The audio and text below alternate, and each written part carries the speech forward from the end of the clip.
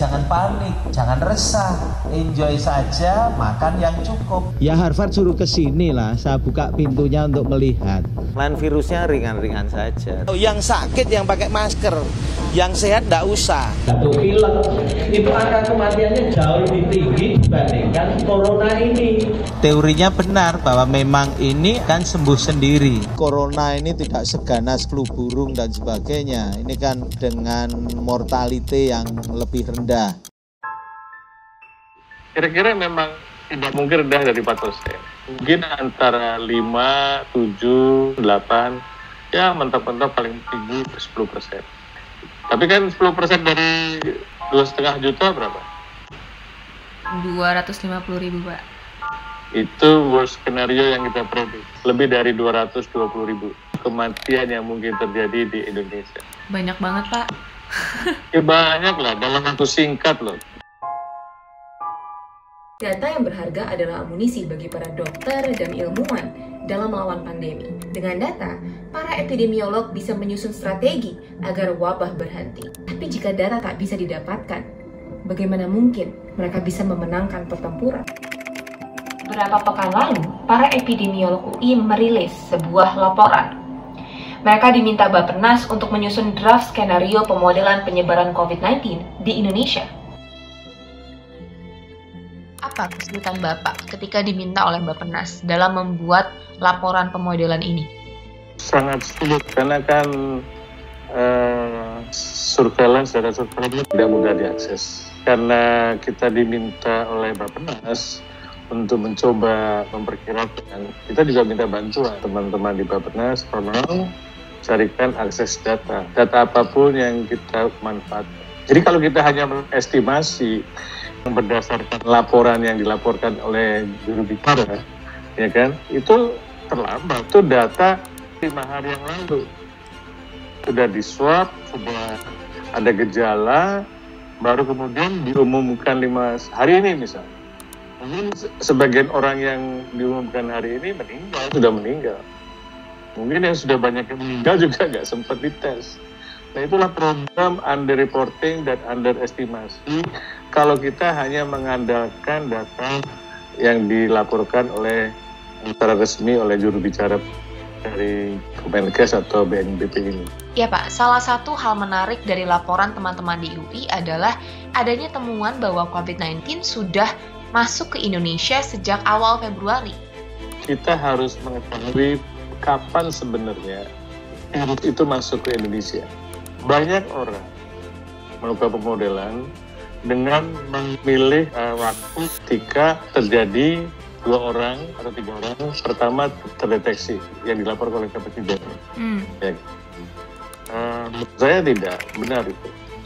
Sebenarnya kita bisa melihat data-data dari berapa banyak atau kapan sebenarnya orang mulai terdeteksi dengan gejala COVID. Walaupun pada saat itu hasil tesnya masih negatif. Karena menurut informasi pada awal-awal bulan Januari, Februari, itu laboratorium kita untuk mendeteksi COVID masih belum bisa diandalkan. Sehingga banyak false negatif. Tetapi orang dengan gejala-gejala COVID sudah terdeteksi di DKI misalnya, itu mulai awal Februari sudah terdeteksi, sudah terjadi peningkatan.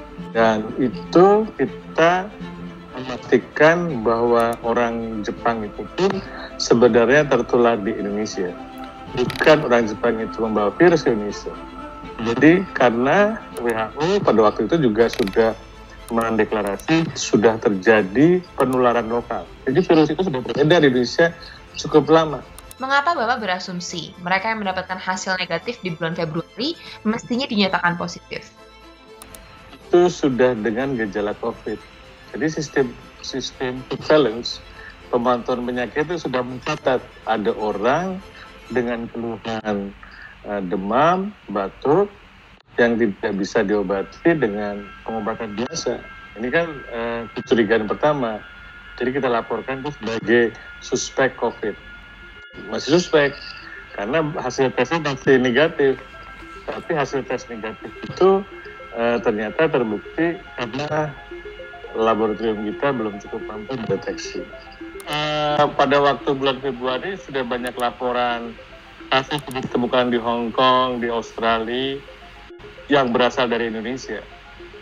Tapi kan kita membantah, mungkin tertular di Australia. Nah gitu loh, gitu kita tuh tidak, karena waktu itu semangatnya Indonesia bebas corona, ya kan?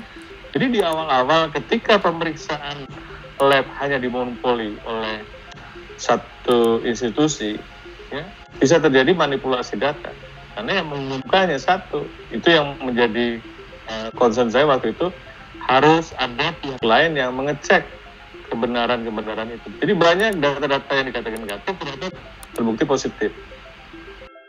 Bagi para epidemiolog, ketika sumber data ini nggak real, imbas kepada analisis pemodelan akan seperti apa, Pak? Ya, sangat berbahaya kalau data para epidemiolog atau para ahli hanya menggunakan data resmi pemerintah. Sangat berbahaya, karena itu data itu underestimate dan underreported. Seakan-akan masalahnya cuman segitu saja, ya kan? Nah, kita baru bikin kurva antara laporan dan kemudian yang seharusnya itu gapnya makin lama makin besar.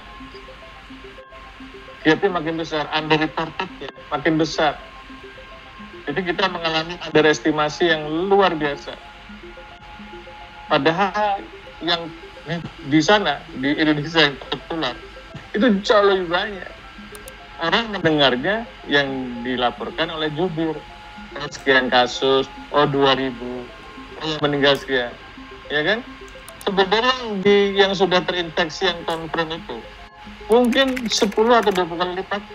Iya Pak, banyak yang beranggapan bahwa muara dari tertutupnya data ini adalah ada kehendak dari pemerintah untuk menghindari kepanikan di masyarakat. Kuncinya di Kementerian Kesehatan. Kementerian Kesehatannya harusnya kalau menterinya orang yang paham tentang masalah kesehatan masyarakat, itu akan ngotot melapor Pak Jokowi, Pak, kita harus bertindak sekarang. Ya kan? Tapi malah Pak, Kamu lihatlah, Menkes confident banget, yakin apa yang harus dihadapi. Yang dihadapi ini corona, bukan barang yang menakutkan luar biasa. Yang menakutkan itu beritanya. Nah ini yang menurut saya jadi beban gitu. Karena Presiden juga tenang. Jadi banyak hal-hal yang tidak masuk akal dan tidak realistis karena tidak memahami perjalanan epidemi ini. Dan itu sebenarnya sudah diberitahu. Sudah banyak ahli yang memberi masukan. Ya kan, saya bingung juga kenapa pendapat ahli ini tidak didengar.